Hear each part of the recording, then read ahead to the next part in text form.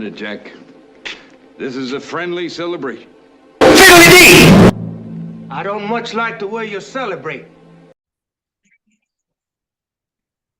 Okay, now we can start. And so the question, Zach, is what are you seeing down in Rio Rico and the southern part of Arizona and the Nogales area? Has anything changed down there that you've noticed since we elected President Trump and he was inaugurated January 20th? These exactly, I think we're on 60 days right now, right? 2 months, March 20th? Yeah. Yeah. Well, let me digress a little and say that all politics is local. Yeah. Okay. Now, what's going on with the illegal aliens and crossing the border and that kind of stuff? The real center of that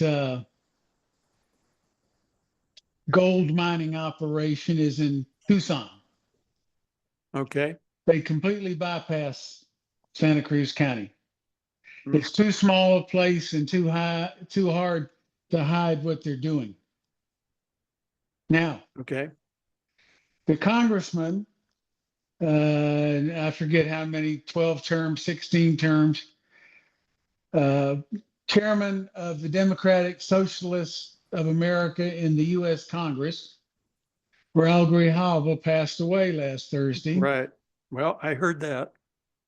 And there's already somewhere between 13 and 17 people trying to qualify to run for the slot. I heard that too. Yeah. We don't know the total number yet. And there is a recall petition going in Santa Cruz County for the current sheriff for his failure to work with ICE, bad mouthing essentially the Trump administration and failure to protect the constitutional rights of the people in the county. Okay. So if in Southern Arizona, Santa Cruz County terms, we're pretty much in an upheaval. Yeah, it sounds like. Yeah. I don't know what the outcome will be, but it was sort of an organic upheaval that started the recall on the sheriff, mostly on his handling of the George Kelly shooting out on the ranch east of town. Everybody knows that the sheriff violated his constitutional rights and really put the county in a position to get sued and lose a lot of money. Yeah. I haven't heard about this, Zach. Tell me some more. What part you want to hear? Well, when did this happen, and what are the It's been 2 major years details? ago. Oh, okay. So it's George Kelly was a rancher out east of town, in an area called Buena Vista Ranch. He's from Montana. He came down here to retire, bought him a little piece of land, got him a couple of cows, put up a fence, hay barn, and he and his 70-something-year-old wife either one of them aren't particularly good shape, but they definitely escaped the Montana winters. Unbeknownst to him, he settled in a location I could have told him if he'd have asked me, was a major drug smuggling corridor. And he was having people run drugs through his yard 24/7. Wow. And it came to a point where there was firearms involved and some shootings. And it was mostly intimidating shooting. Nobody that we know of got hit, but he's close enough to the border he can virtually see it. That close. So he was sitting in his living room kitchen area one day and heard some shots close by, picked up his rifle and went out, saw some people down on the edge of his property, and he fired shots up in the air to let them know he was paying attention. And then some more, I think he went back in and some more shots were fired. When he went back in, he called the Border Patrol, he called the sheriff's office, he called all these people. Come to find out, for the last 2 or 3 months, he'd been calling them several times a week for the same sort of activity. But yet nobody was assigning anybody out there to tamp down on the illegal activities. It just slowly escalated. So on this last event where there was quite a few shots fired, he called the sheriff's office. Well, he called the Border Patrol first, and they called the sheriff's office, and they went out there. They couldn't find the body. They couldn't find anybody. So the sheriff's office left. Kelly went back up to the house, and after a while, he was going to go down to pick up his horse, put it in the paddock, feed it. And he took his dogs with him. Well, his dogs went over in the area where the sheriff's office and Kelly had previously searched for evidence of the shooting. The dogs found a body. It had been shot. Body of whom? Illegal alien drug smuggler. Okay. Had a backpack on his back, but it didn't have drugs in it. But the backpack was pulled up off his back, up over the back of his head,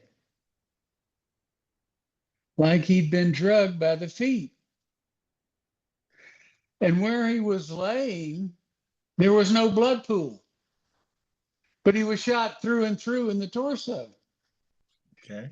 Had he been shot there, there would have been a blood pool. Makes sense. Plus, there was gravel in his pockets, indicating another indication that he'd been drugged. So they almost immediately arrested Mr. Kelly and charged him with first-degree murder. But the problem was, Oh my goodness. The problem was the sheriff was going off on media saying the guy just got up one morning and decided he was going to kill somebody. Well, that's not at all what happened. And those kind of statements by the sheriff violated Kelly's due process rights. Yep. Well, now all of a sudden, well, first of all, it was a through and through shot. There's no bullet. Well, what was he shot with? Well, they don't know. And the real problem is the sentiment in Santa Cruz County. It's hard to get an unbiased jury. In his favor, right? No, just period. Just period. No, just neutral. You don't want a jury in somebody's favor. You want a neutral jury. I want a neutral. Yeah, I've been in law enforcement 30-something years. I want a neutral jury. I want to convince them on the facts. Right. I don't want all this other emotional stuff and talking on the corner and reading the local newspaper and listening to the radio and all these activists. I mean, they're a dime a dozen anymore. So they had a trial, and it was a mistrial. Only one juror held out. The rest of them set him free, said he's not guilty. So it was 11-1, not guilty. No, it was a mistrial. And the judge finally dismissed it with prejudice, means they can't file charges against him again. But that cost Mr. Kelly $3 million he didn't have. Wow. It was a travesty of justice, what it was. Well, obviously it's right there on the border. It was a dispute between smugglers. Yeah. And that's probably, they knew he'd done some shooting up there, drugged the body up and left. Yeah. Wow. Yeah, and at one time, Zach, and I heard that, and I think I read somewhere that wasn't the Mexican consulate going to go ahead and charge Kelly anyway, or do something to punish him? That was before the forensic evidence was presented. Oh, okay. Okay. Down on the border talks cheap. Yeah. Oh, yeah, sure. Yeah. And it's all based on emotion. Yeah. Oh, yeah. Okay. When the facts seep in, and the people that did the forensic studies did a wonderful job. They did a great job. The problem is they weren't able to present their whole case in front of the jury. Mm. But So where were they from? Was that state people or was that the sheriff's heck, people? no. It's a private organization Oh, okay. Okay. out of Texas, I believe. I can't remember where in Texas, Bernie or somewhere like that. Is that somebody he hired? Did the county hire him?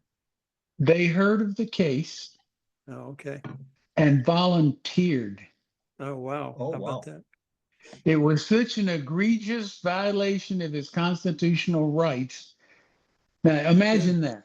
Yeah. Like they don't have anything else to do, Yeah. Right. because people like that are in high demand and they get big bucks. Mm-hmm. But this was such an egregious violation of his constitutional rights. It was just words can't describe how egregious it was. Yeah. And then I think, didn't they, after the mistrial, there was a lot, like you said, it was dismissed, with prejudice or without prejudice? With prejudice, that means they can't refile the charges. Yeah, but didn't somebody talk about refiling charges? I mean, wasn't there for about a week, there was a lot of talk about from Well, the yeah, state? yeah, but the judge in the later hearing shut it down. Okay, good. Yeah. The judge did the right thing. Oh, of course he did. Yeah, Because here's the deal. He sat in court and heard all the evidence, yeah. just like the jury did. He knew what the jury heard. Mm-hmm. And so he made the right decision. He knew that, it's obvious the guy was innocent. Yeah. Yeah. Yeah. It was obvious he never should have been charged. So did they start something to raise money for him to pay his legal bills, or do you know how that's come out? No, I don't. Yeah. I heard they were going to start it. Somebody was But going to this start a has caused- GoFundMe for him. This has caused a kind of a organic uprising to recall the sheriff. Well, Probably plus other things. I think I think after all of that settled in, it took a long time for the trial, the whole 9 yards to Yeah. happen. Oh, yeah. And Yeah. after the facts came out, and on social media, they started talking about all the stuff the sheriff did before that, plus interfering with private landowners, closing off the border using ship containers. And then he kicked Stone Garden out of the sheriff's office and said he wasn't going to help he was against anything to do with rebuilding the wall, just all this other stuff that was far, far left. It became apparent, I think, to a lot of people. Now, this is just my guess, knowing Santa Cruz County, Okay. that he's not working for the people of Santa Cruz County. He's working for somebody else. Gee, I wonder who that is. Yeah, I hear you. So Yeah. Grijalva passes. So Grijalva passes. And you've got how many did you say? 13 to 16? 13 to 17. 13 are in the process of filing, and 4 more are considering it or in the process or something like that. I think 13 have actually filed. On the one of the- Arizona, there's a news Secretary- release called. Go ahead, Ken. Well, what I read yesterday was that the Arizona Secretary of State, Adrian Fontes, sent a letter to his staff saying that he was seriously considering entering that race. And to me, it sounded like he will. Wow. That would be interesting. That would create a vacancy in the second highest position of Arizona state government. He Well, doesn't there have you to live in go. that. He doesn't have to live in that district. No. No. Yeah, they, what I saw yesterday was there were 9 Republicans that signed up, 4 Democrats, not 4 Democrats, but I think two Democrats and a Green person and somebody else and some other, maybe a Libertarian, I don't know. Yeah, there's 13 and then there's more talking. But I hadn't heard about Fonte, so yeah, that's pretty Well, interesting. the voter registration makeup of that district is such that the Republicans probably don't have much of a chance. It'll be Yeah, it's just like it's just like the old it'll be who LD2. wins the Democrat primary. Now, Yeah. Fontes doesn't live in that district presently. He lives up in Phoenix, where he is Right. required to live as a state elected official. But he grew up in Nogales. He's from there. Yeah. So Oh, okay. he won't have any problems establishing Oh, credentials yeah. as Yeah. being from that district. So Yeah. Hi, I didn't Paul. know he was from there. Hi, Paul. Howdy. We're talking about we're quizzing Zach about what's going on the border and down in Santa Cruz County, and he was telling us about Mr. Kelly and his trial and which I know you've heard about, and that now they've got a recall going for the sheriff down there. As So, well they should. As well they should. Yeah. And Zach mentioned that about the 13 or plus people that have filed to run for Grijalva's vacant seat now. And that Fontes, the Secretary of State, who is from Nogales, what Ken says, and I didn't know that, he's talking about running for that seat. I think he will So- enter the. I think he will enter the race. Which is Yeah, I think you're right. scary. Him as a senator or him as Secretary of State of Arizona. Yeah. Well, the doc gossip here is that Grijalva's daughter is going to enter the race. Yeah, Adelita. Yeah. Yeah. I think she's a supervisor or something in FEMA County County. supervisor now. Yeah. She's the chair of the county. Chair of the county. Yeah. The Pima County Board of Supervisors. Yeah. Well, I was thinking the Tucson mayor, Romero. Regina might run too. Eh, No. She announced that she is not. Oh, So- okay. I don't think she'd Yeah. get many votes. She, She is not popular. Yeah. Yeah. Well, it's going to be interesting. I don't know that district, even though they redistrict it, it's still a nightmare, right? Well, For Republicans. I was the chairman here for 16 years, Yeah, I the know. Republican Party. And you can't get some of these people to go vote. Yeah. You can't get them I to know. sign up for permanent early voting. You can't get them to go to the polls, but they'll sit around and question and cry and scream, but they won't go vote. Mhm. Yeah. Well, I know, and that's not just true in your areas, Zach. It's true in some other places in the country. So they always say that people that belong to the NRA are not necessarily a good voting bloc, which puzzles me. The only way you can really defend the Second Amendment is to vote and get people in there that are willing to do that, but that's what I've heard. I've heard that NRA people aren't necessarily a reliable voting bloc. And I don't know if you guys have heard that. I wouldn't know about that. I know Ken Bennett will be interested in this. When I first moved to Santa Cruz County in 1988, second thing I did after I registered my vehicles in Arizona was go register to vote. Well, I got my voter register. I've registered as a Republican. I got my voter registration card and it said Democrat. Oh my goodness. Sent it back, said, no, I registered Republican. About 3 weeks later, I got another card in the mail that said Democrat. You're still a Democrat. I had to go down to the office and get a hold of the recorder and say, No. but just pull out the application and see that great big R. Oh, that kind of looks like a D to me. Well, it didn't to me. But that gives And you, these are the that peo- gives you an idea, Ken. Yeah. These are the people Yeah. verifying signatures on voting day, right? Yeah. Well, now this is a Secretary of State question. When the county chairman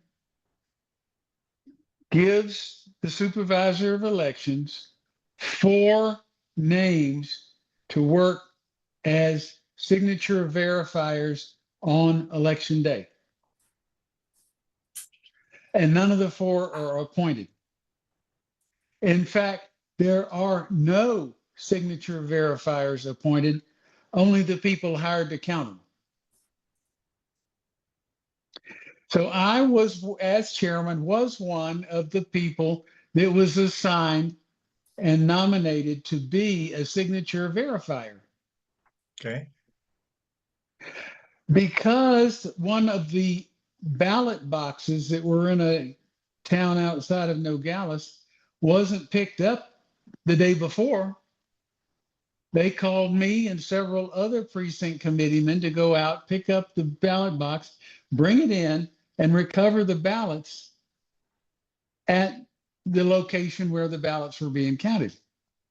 While I was there, I was where they were doing signature verifications. Okay. And I stood there and watched two people doing signature verifications. And I questioned 8 in a row.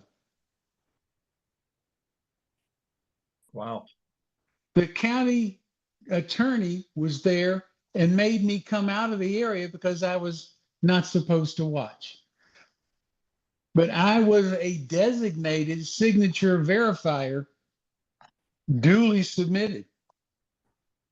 They didn't want signature Yeah. verification. Now, when I first came to Santa Cruz County in '88, I was told that ballot harvesting was rampant. And I have no reason to believe based on what I saw, that it's not. Yeah. Well, when I was Secretary of State,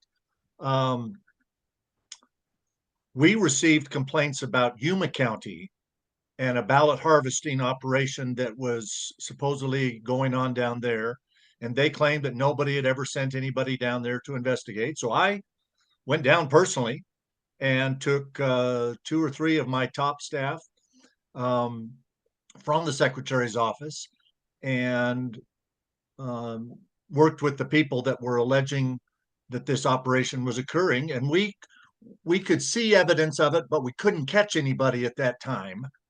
And as you may have heard, they eventually did now, the fact that we were there, I think started to bring it to light that it was happening and that people were watching. And the people that continued to watch it after we started at the Secretary of State's office trying to give them some help, they eventually caught 2 ladies in particular who were both charged and both convicted. And one of the guys that was complaining in Yuma County, it helped him. He's now the county recorder. David Lara is now the county recorder in Yuma County, and he was one of the ones that complained to us and said nobody came down. So I went down. So yeah, these illegal activities will persist unless somebody attacks them from a position of justice and correctness. So Ken, did you, when you went down there, did that get into the press? So everybody, Oh yeah. Oh yeah, good. I remember it. Yeah. Yeah. So everybody knew, so that kind of put up, that was kind of the antiseptic pouring on the wound, right? It was more like shoeing a fly. Yeah. Yeah, I don't know that. There you go. I don't know that we solved any disease, but Zach is probably correct. They knew that there was at least somebody down there with the fly swatter trying to catch the flies. Yeah. Well, it's and election. we didn't that election year, integrity disease. Yeah. Yeah. So Election integrity disease, right? Didn't Katie Hobbs just veto a bill on election integrity Oh, yeah, a couple of weeks ago. Yeah. last Yeah. And week? it was a good one too. Yeah. Yeah, she did. Well, unfortunately, if the bill as it came out of the Senate, I think should have been hard pressed to veto, but the House added some other stuff in there that, Yeah. You told us that a couple of weeks ago or 3 weeks ago. Yeah. Yeah. um, The House kind of juiced up the Senate bill and it killed it for her. So yeah, the it gave original her, Senate bill might have, yeah. you know, Yeah, well, that can happen. I mean, that was why, and I know a lot of people, and I was going to bring up the continuing resolution that just passed up in the federal government. Okay, Trump wanted a clean continuing resolution. Okay, and it went into the Senate from the House as a clean bill, and Trump wanted that as a reset, and everybody agreed with him in the House, and they voted for it, except for one person, Thomas Massey, who was grandstanding a little bit. But it went into the Senate, and then I'm trying to think of what's his name. One of the senators, Rand Paul, made a big deal about trying to add a bunch of amendments. Okay, so they spent all night voting down amendments, and it wasn't that he wasn't making a good point, that he didn't have some good ideas. It was just that if they would have added one amendment, it would have gone back to the House and probably would not have passed. So, that whole minutia can happen at state level, city level, federal level. I mean, yeah, you can pass the thing back and forth, and then you can poison it. Somebody can poison it real pretty easily. So anyway, even you with told good us about ideas, you can poison something with as you said, yeah. I think there were a lot of Republicans. Andy Biggs, I think, was here in Arizona, was reported as saying, the continuing resolution is not what he would have liked Right. to have seen in the first place, but it was the only way to keep the bill clean when it went back to the Senate so that it could go for a vote, yay or nay. Right. Yeah. And they have, and the irony is that the Democrats in the Senate and even in the House that were voted arguing against it. against the clean continuing resolution, it was a continuation of the budget that they had passed 6 months ago when Biden was there. Right. And Yeah. now Oh, yeah. now they were arguing against it. Unbelievable. Yeah. Yeah, I know. Yeah, Well, it's incredible. When I saw that Schumer voted for it voluntarily, I had to laugh. I know somebody twisted his arm. Yeah. He didn't Well, I vote for think he that realized. voluntarily. I think he realized what I just kind of the point that I was Oh, just yeah. making, because I Yeah. started to see it in the national press that they were arguing against a continuing resolution to continue the budget that they had passed 6 or 8 months ago. Yeah. So, Yeah. so at some point, it would have become painfully obvious that the Yeah. Democrats were grandstanding and trying to vote no on a budget that they had already voted yes for, and Trump Right. was simply trying to have it come up clean to get us through this federal Right. budget year, which ends October 1, so Mhm. that he can fight some other battles in the meantime. Yep. Yeah. And So he said that he was looking in his March the 4th speech for a balanced budget. Trump did. They're a Yeah. long ways from that. Yeah. Well, yeah, but understanding the CR was still to come.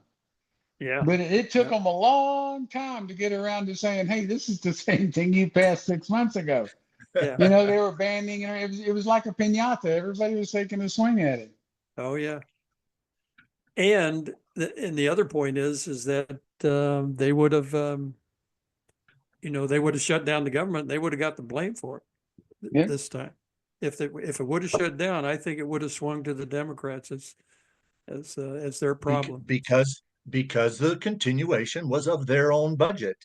And Yeah, exactly. if they had closed the government by voting no on the budget that they had already voted for, that's Yeah. exactly what would have happened. The Democrats would have Yeah. would have had to have been blamed in the media, and Schumer didn't want that. Yeah. Yeah. Yeah, it's very interesting. Yeah. Paul, any comments, any thoughts? No, we just went up to Colorado and down to Las Cruces and back, and I had 1,300 emails waiting for me when I got home. So I've been doing that. My fingers are kind of Oh. raw. So you drove up there? Yeah, went up there when Okay. gotten some snow just out of Santa Fe. Yeah. Then the rest of the trip was pretty clean except for the winds. Boy, the winds were blowing like crazy. Yeah. It was a Yeah. wild trip, but nobody got blowed over like they were in Texas. Some of the big trucks were being blowed over in Texas. So I've been kind of just following what's going on in Washington, and it's really amazing to me some of the complaints. And I don't know if y'all discussed the Tesla terrorism programs that are going on now. I think that's Antifa, don't you? Well, we don't know. It's Soros funded, from what we can gather, Yeah. and the Pam Bondi wants to call it terrorism and use those sets of punishments. Yeah. I was telling Mary Margaret, I think what they ought to do, these Teslas have cameras mounted in them. Oh yeah. Yeah. They record everything. And they got what they call sentry mode. When you put them on sentry mode, if there's a movement around the car, the cameras go on. And they got these pictures of these guys walking down the side of the car with their keys. I mean, Yeah. Oh yeah. face on. And then somebody accosted one of these guys. Guy's wearing the same jacket. It was 2 days later, but he's wearing the same USA jacket, red, white, and blue, and flags and all this kind of stuff. And he said, did you know you were on the internet with your program of keying the Tesla? And he said, I didn't key any Teslas. Oh yeah, sure. He said, well, we got you, and we got your license number, and and sure enough, that was in San Jose, and the San Jose police arrested him. And what I saw I saw a video last night where a guy keyed one, and then one of the forward cameras caught him going in and unlocking his apartment door. So they knew where he lived. Yeah. But the whole thing is, this is the Democrats who are so excited about EVs are now tearing up the EVs because Musk is on the other side. Yeah. Yeah. It's just insanity. Yeah, I know. But I heard today she's charged at least 3 of them with doing this. Yeah. Who's she? Bondi? Pam Bondi. Yeah. She's filed charges against at least 3 people. And I know several of them have been arrested around the country. But I really think it's Antifa based. I mean, I don't know. Did we ever declare Antifa a terrorist group? Has anybody ever done that? Not that I know of. Yeah. I don't know why we don't do that and go after those people. Well, it hasn't been done up until now because they were working for the government. Yeah, well, that's true. Yeah. That's true. Probably just about right. At least in Oregon, they are, right? Yeah. They're very popular in Portland. So,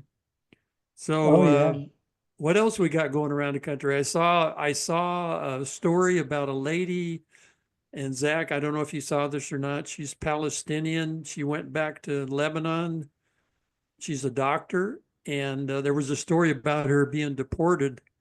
But she actually what happened was when she was here, I guess, I don't know on what kind of visa, but when she came back to the country, they wouldn't let her back in. They denied her entry. Her name's Alaweed. Yeah, and so she had to go back home. And she was working at a hospital taking care of people with kidney disease. So you heard about it? I actually have a little insight on that one. Oh, good. Okay. Here's the deal. She went back to Lebanon to attend the funeral of a head of a terrorist organization. Mm-hmm. And had been praising this guy and his organization. And she became noticed by the State Department. And they contacted their office in the United States. And so when this woman they put a lookout on her, which they do at every port of entry. So any Is port of this entry Marco? she came into. This get is to Marco's State Department? Yes. Yeah. So it is up to the Secretary of State to say that a person is admissible or not. Regardless of that, when an alien comes to the United States, regardless of what documentation they present, the law requires that they be inspected by an immigration officer. Right. And the depth of the inspection is up to the intuition and training of the individual immigration officer. In this case, the Secretary of State has put a lookout on this person to detain and question. Well, when you come present yourself for inspection in the United States, you agree to be searched without a warrant. On her cell phone were videos and statements by her and, well, I guess text messages supporting these terrorist organizations. So it was the evidence on her person. The lookout was put by the Department of State, and of course that came under Rubio's name. But the damning evidence was on her cell phone. So they gave her a choice. You can withdraw your application for admission, or you can turn around and get on a plane and leave the United States. She chose to get on a plane and leave and not contest her exclusion. There was no arrest. There was no deportation.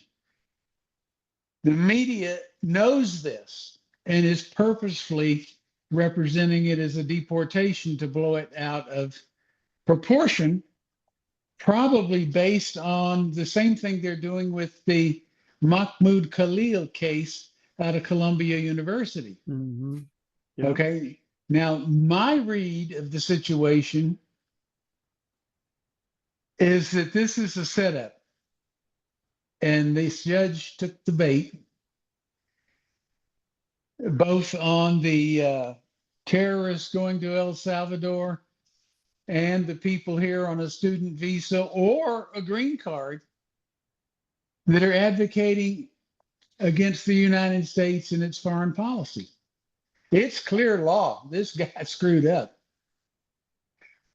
So if you, what they're doing is they're painting the Democrat Party and these activist judges as people that support terrorists, gangbangers, murderers, instead of the safety of the American people.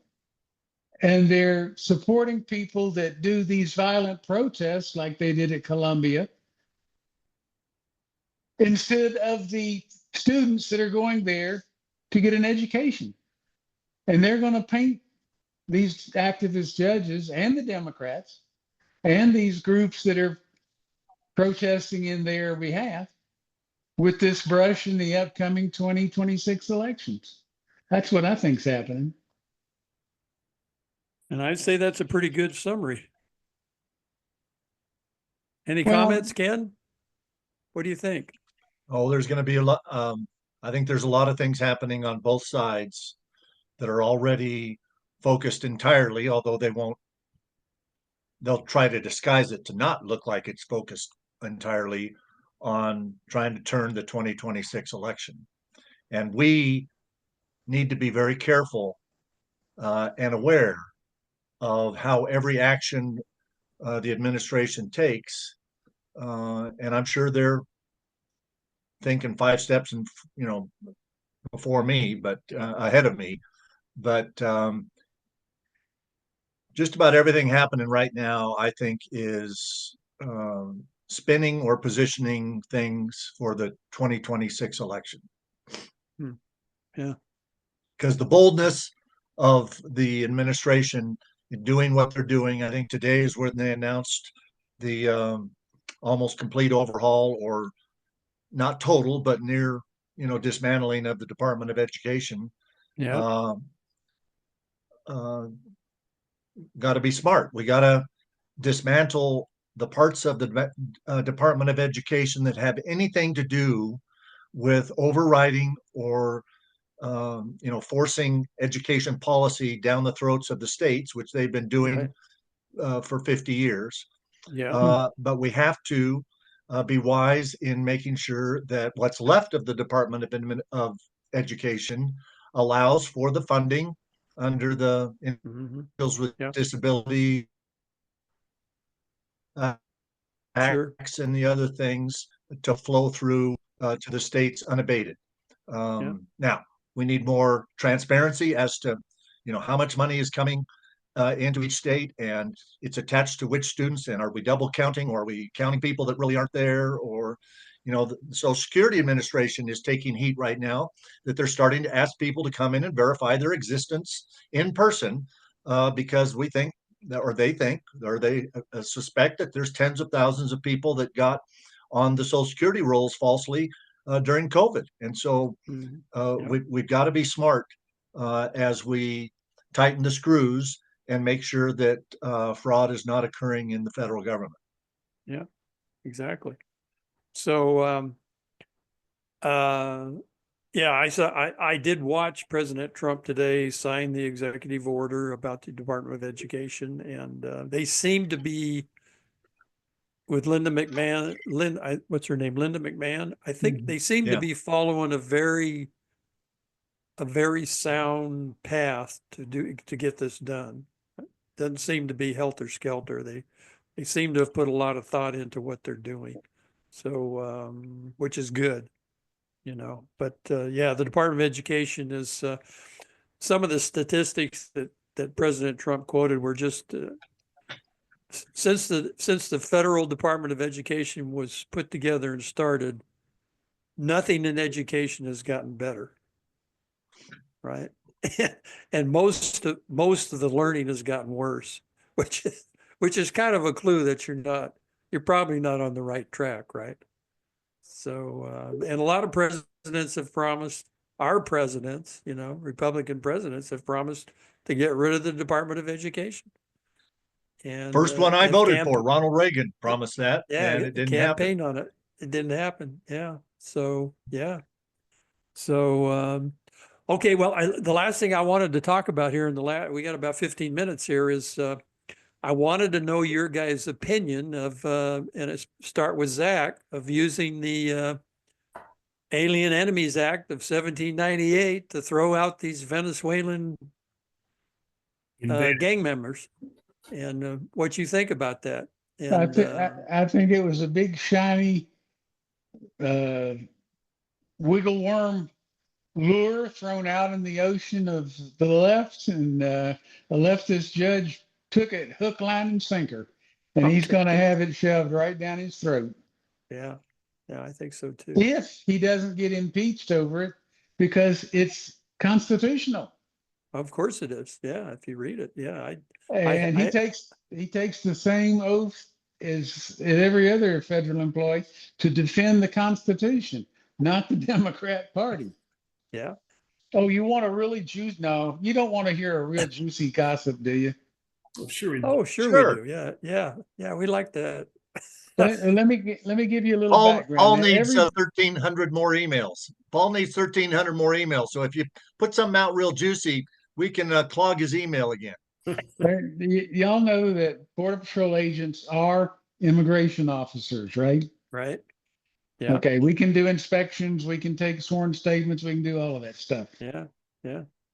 There is a little used provision in the INA, the Immigration and Nationality Act, called rescission of citizenship. And that is when a person has gone through the immigration process, has been lawfully admitted, applies for citizenship, and has citizenship granted, and is sworn in as a United States citizen. Well, there's a little misunderstood provision in the INA that says if any alien was excludable at entry, they are deportable thereafter. Has anybody heard of Ilhan Omar? Oh, yeah. Yeah. Married a brother, right? Okay. I know about her. If there was anything from the time she came as a refugee to where she applied for what is it, permanent status, and was granted a green card, all the way up to her application for citizenship. Right. If there's any material misstatements, especially if it's a willful false statement, they can apply rescission of citizenship, take back the green card, and deport her. Yeah. Now, I'm just putting that little piece of information out there. Just wondering if they can do that with AOC. And of course, Tom Homan knows about that little item too, right? I wouldn't be surprised. He went through the same academy I did. Yeah, that's right. So yeah, I know about Omar, and also I've heard that the AOC might be she's going to be charged here in a few days, Yeah. aiding and abetting. As well she should. Yeah. Yes, there's more than one thing going on with her. Yeah, yeah. You know that she had an illegal alien staffer. Yeah. Yeah, I knew that, and I know she's self-deported, right? I heard she's self-deported. He self-deported. Yeah, yeah. But his background, I think he was at one of these left-wing universities and was a student dissident and all this other stuff. I think he was from Columbia, though. But I think the thing that's going to get AOC is the money transactions. Oh, okay. Yeah, I was referring to her training classes for teaching illegals how to stay here, more or less. That Dodge the catch. Knowing how federal prosecutors work, they're going to take the easiest case. Okay. Yeah. And they've got some money things on her, campaign finance stuff or that kind of stuff. Is that what it is? Yeah. Yeah. Well, it'd be interesting. Yeah, I'd like to see her get charged. So what about this Rashid Tlaib?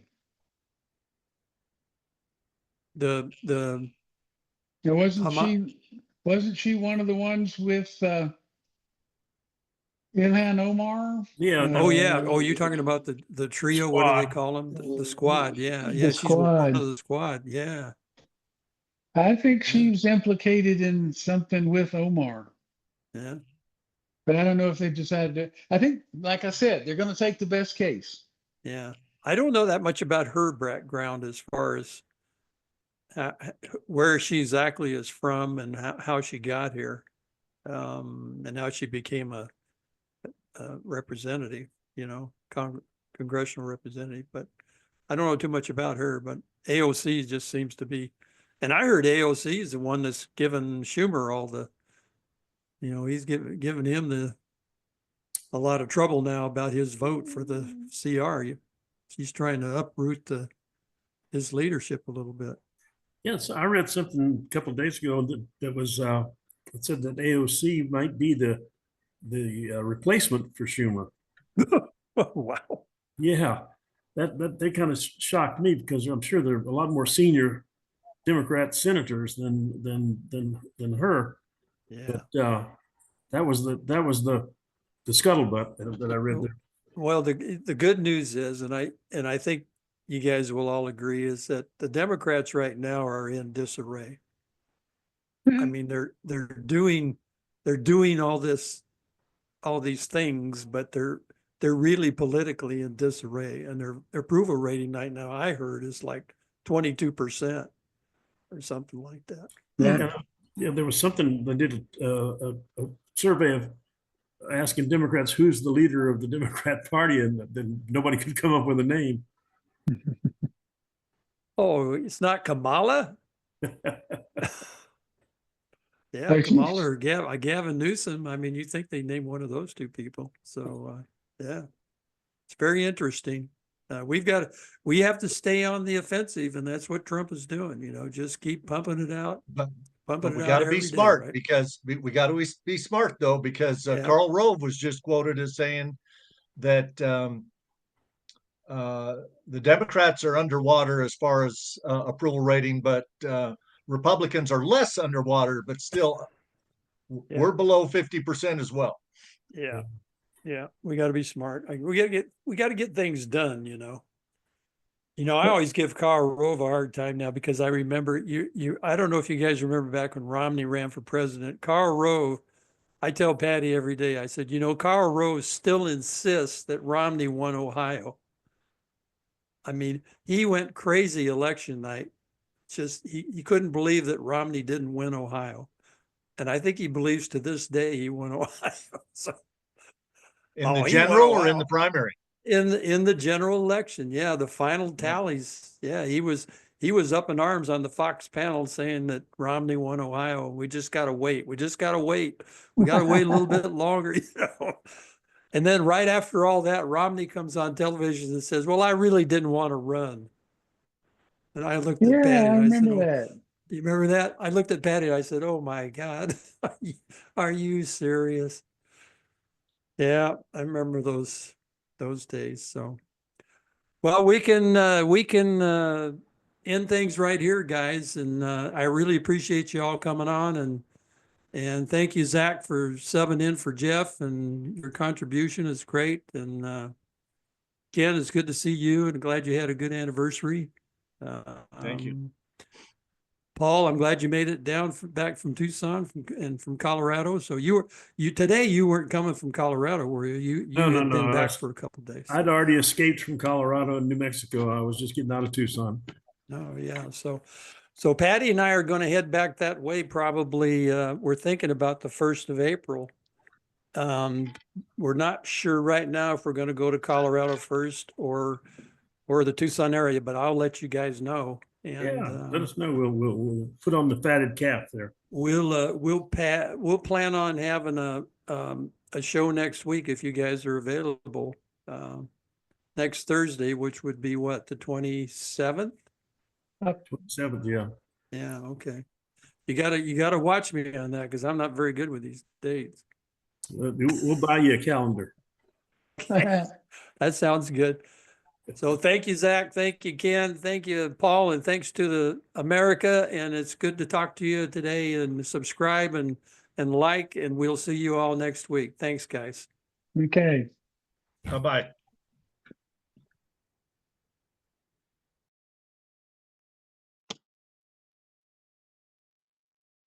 If you want to change the world, start off by making your bed. If you make your bed every morning, you will have accomplished the first task of the day.